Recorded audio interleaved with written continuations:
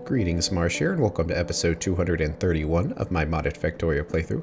In this episode, we are going to use Helmod to plan our new setup to make the tier 3 ores. Enjoy. So we won't worry about the sorting for now, because we know we're going to have a set number of inputs. So instead of worrying about the sorting, let's just worry about the set inputs. We want to make the sapphirite crystals, we want to make the sapphirite chunks, and we want to make the crushed sapphirite. And as far as numbers, we want our 30 of the crystals, and everything will be perfectly balanced.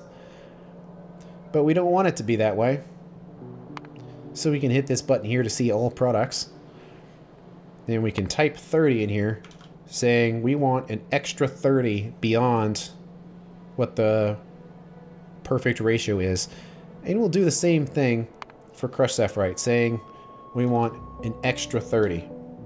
And you can see these machine numbers are getting large, so hopefully the speed modules will help. But you can see that we did it right, because we have 90 ore a second of input. And that's definitely what we were planning on. And then it's 30, 30, and 30. And they're red because it's just not balanced. But it's intentionally not balanced because we want extras.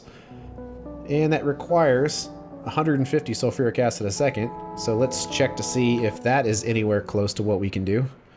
Because that's one thing I was worried about, is now we're going to be using a huge amount of acid, which we may not be able to keep up with. But at least with what we've got, we certainly can. So we will probably be quite alright with this. And actually, one other thing we're going to want is our full belt of all of these as well. And we're going to want each tier of it, just like we've done here. So the final thing we want is the dust. And let's say we want our 30 per second, which comes from the sludge. And then that has an input. It looks like it actually multiplies it, but we will select the powder, which comes from the mixture. And there we go. And we want to make sure that we have a full belt of each, so we have the choice to use any of them. So we'll come in here and say we want 30, an extra 30, and the extra 30 of that as well. And we can check our work by seeing we need about a belt of each of these, which about makes sense. Potentially, if there's any productivity modules in here, we wouldn't, but I don't think this is the kind of thing that gets them. Usually the productivity modules go on the ore sorting machines, not the ones that process them. Also, this method does leach a small amount of chunks, as you can see, but it's not very many.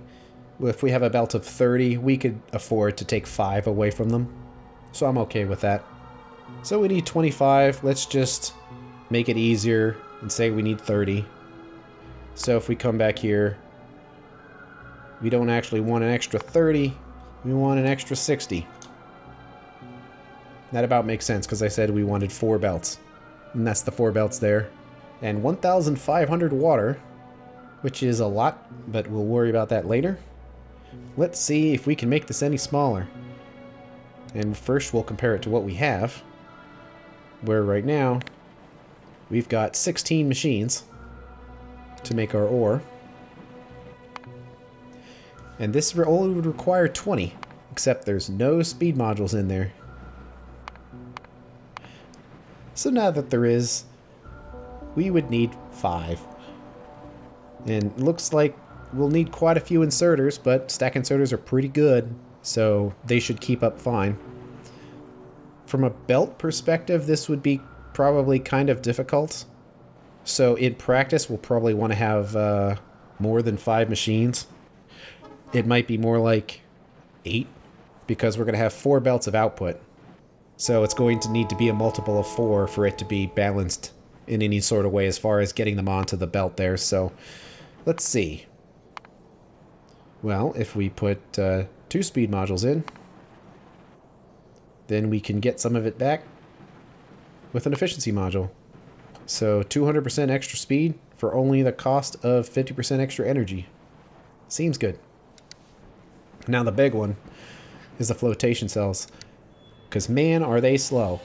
And they're large machines, and logistically large as well, when you see all the belts and pipes that go into this and the filter inserters and everything. And when I rebuild this, probably will want to try to set this up in a way where these filters are set by a combinator and not me running up and down and setting them all manually, because that's annoying. But hooking up all the wires is annoying too, but I think the wires is the lesser of two evils there. But let's take a look at it. How many do we have? We have but 40. And we need twice as many, but we do have flotation cell 2s, which takes a chunk off of them. And let's double triple check that we can make them. And we can. And we only get 2 module slots, so we'll take it. And smash our speeds in there, and that gets it down to 20. So instead of our 40, we have 20. So cut in half for double the production. Pretty good. I'm still worried, though, that this stuff just will not fit in this same space, but especially considering we need another at least 6 belts. It's actually more than 6, because we also need those extra crushed ore types as well. We'll deal with it one step at a time here. And then the new thing, the leaching plant. I'm not sure if we're making the leaching plants yet. It looks like we are.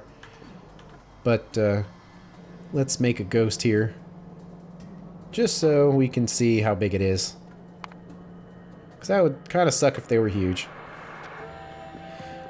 But they're not. Seems to basically be the same size machine. It's kind of hard to tell, but it looks like it's the same. Yeah. So there it is. So it would be the same size as these, but the big difference is that instead of having a purified water input, the wastewater output, and the geode as an output, it's just the acid goes in and only one output. So logistically, it will be a lot more dense. And of course, we'll put our 1 speed module in there. So that drops us to 20. That almost seems like it would be direct insertable. Makes me almost want to try, but it may not be worth it. It would be 10 of these machines going into 20 of these. Direct insertion is nice. It's certainly convenient as far as building it, but the setups tend to be bigger when they're direct inserted. And we are dealing with a limited amount of space. And then there's this stuff as well. Requires a lot of random machines, but since this is going to be built off to the side, and honestly, it's probably going to be way bigger than this little slice right here, it's probably just going to have to be built over here and then put on the bus or something like that. It probably won't fit here anymore, and probably shouldn't, because it's really compact right here. We really don't want to smash things in. If anything, we want to take things out of this area, not add to them. But the setup will be relatively easy to make, similar to what we've already done. We'll need some thermal water in there too, but we can get that, so we'll worry about that later. For now, we kind of want to worry about the big setup. So we know we can get the acid here. Now we need to deal with the water, and we've already kind of done it, where the first 5 machines here get rid of the wastewater and turn it back into purified water, and then these extra machines here will fill this up. Now, it's still 5 machines. We don't need 5, but what happens if these machines get clogged and they cannot get rid of the wastewater? Well, then we have these 5 here, so in the event that no wastewater can be processed, it still can fill it up. So it's full-sized and full-sized there. And then also full-size for the clarifiers to clarify it all the way if necessary. So we don't know what the factory is going to do. So instead, we have multiple ways of processing it. So hopefully all the bases are covered. And let's put a charge bed there to charge up the batteries. Well, we're talking here, but we will see what we can do by processing these. I'll come back out here, I guess. Well, actually, since this creates its own wastewater, we probably should do it in here. But it does kind of have the problem of the way this works here, so I'm going to close that out so I can back out and then process this. So we do have 2 different ways of processing the wastewater now. Previously, we can do it to make sulfur and mineralized water, but now that we have puffers, we get way more sulfur by doing the puffing with the wastewater. And I think we already kind of calculated this somewhere. I might have deleted it, but I remember that we did calculate it. It might be related to this, but that we got way more sulfur by using the puffers.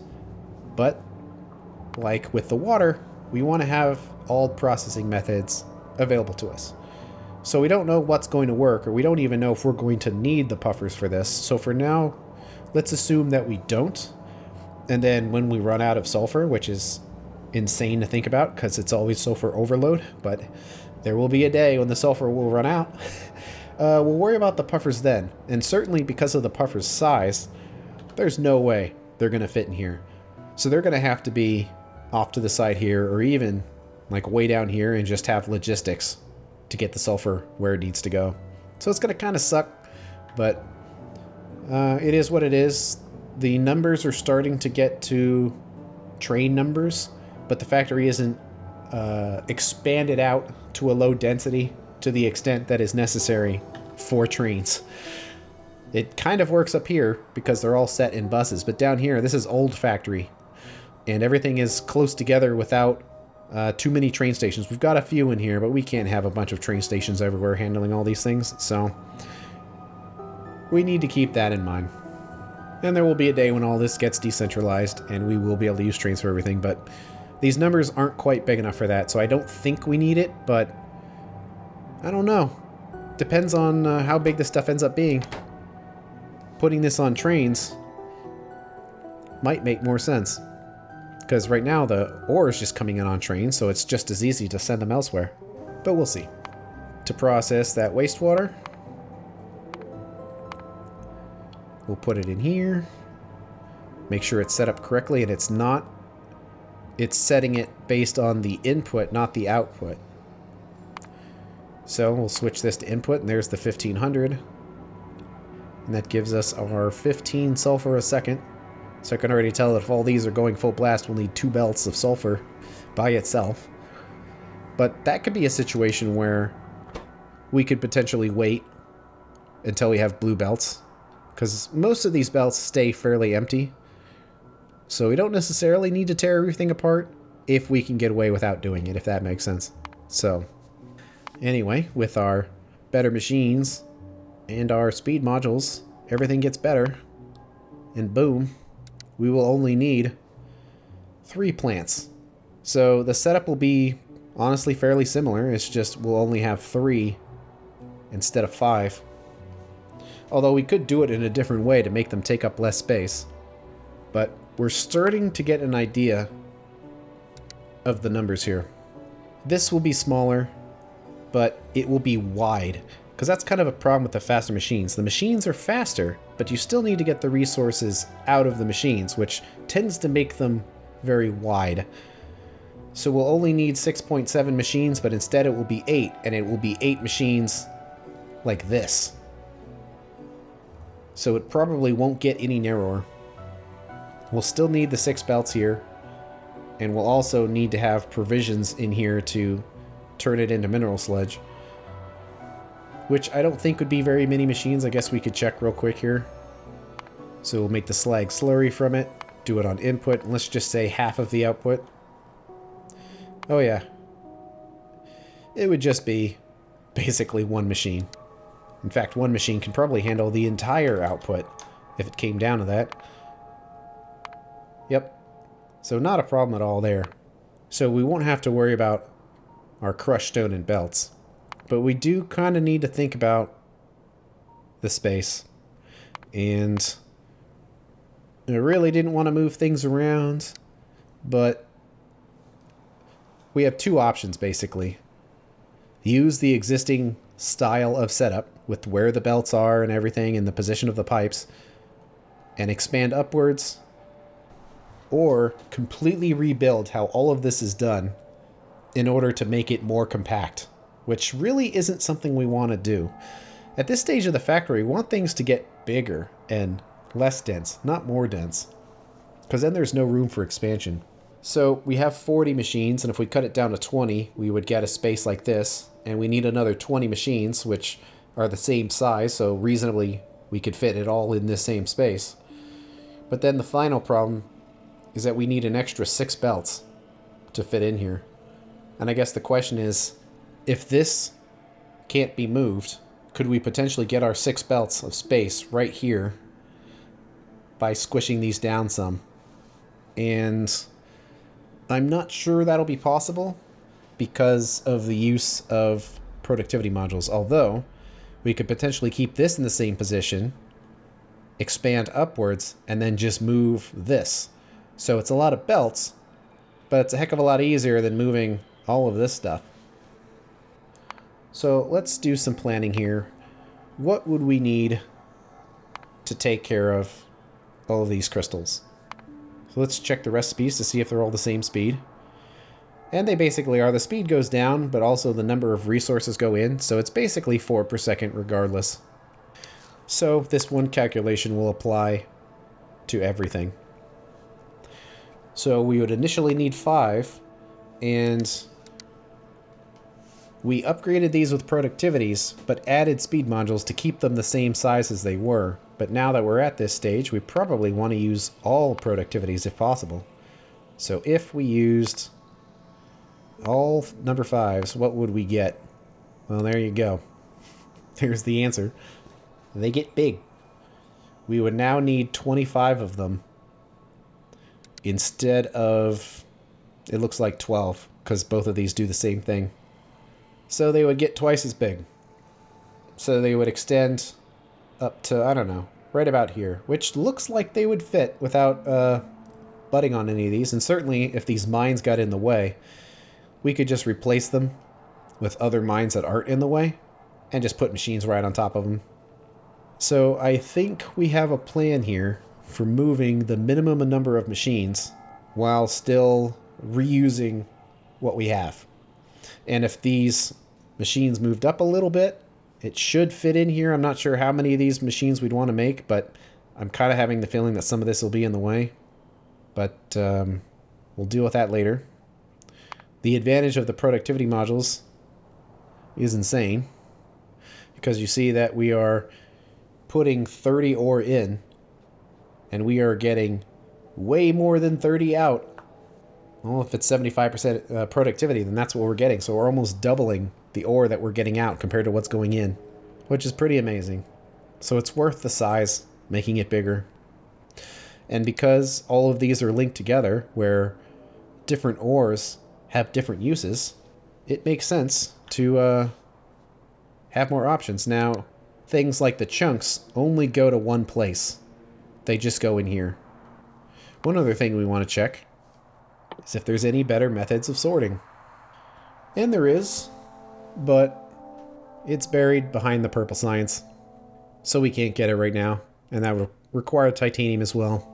So in the meantime, we'll only have one use of the crystals, but later we can make a hybrid catalyst, which is a combination of the crystal catalyst and mineral catalyst, and then use all 3 crystal types to get our ores. But since that's purple science, that is beyond what we can do right now. So we're starting to get an idea of each one of these setups. We might as well put an efficiency module in there.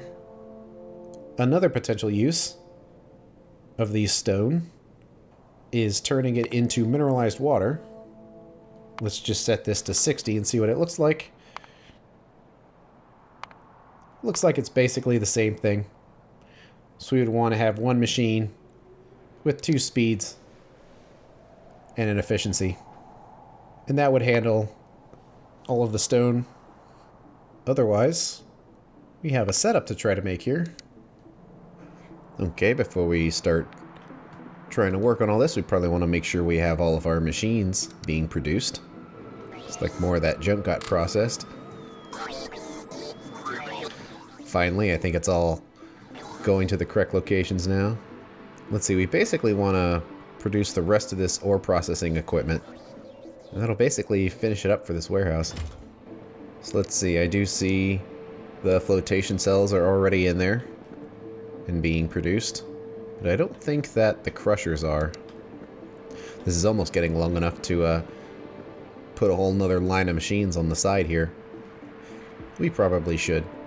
Just so the robots don't have quite as far to travel. Because if they're going down here, that's kind of long. And if they're coming over here, that's a little shorter. Plus, this is a new line of machines here.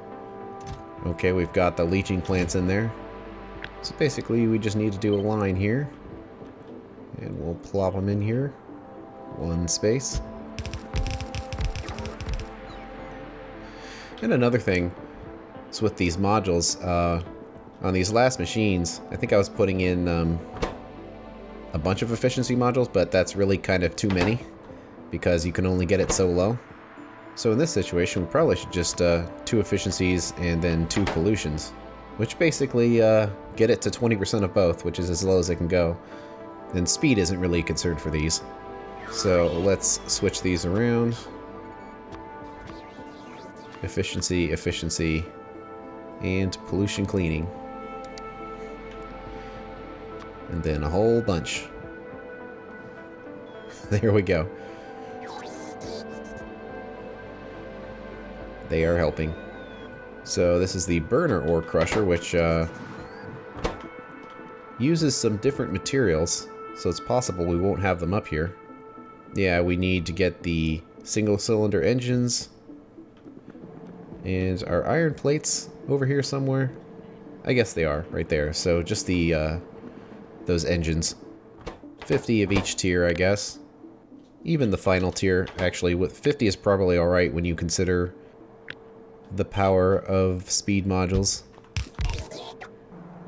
So now that we have those set up, we can pick up the spare machines we have and dump them into the network.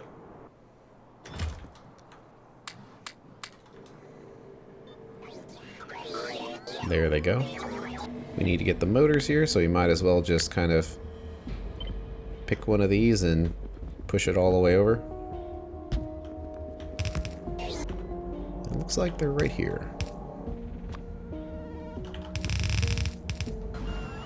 Let's see, this needs regular gears, and it looks like we're not delivering those here. Probably coming from somewhere else, which isn't terribly efficient. So we want to try to get them a little closer. Okay. That much seems good. We don't need them immediately. But let's get these ore sorting facilities taken care of as well.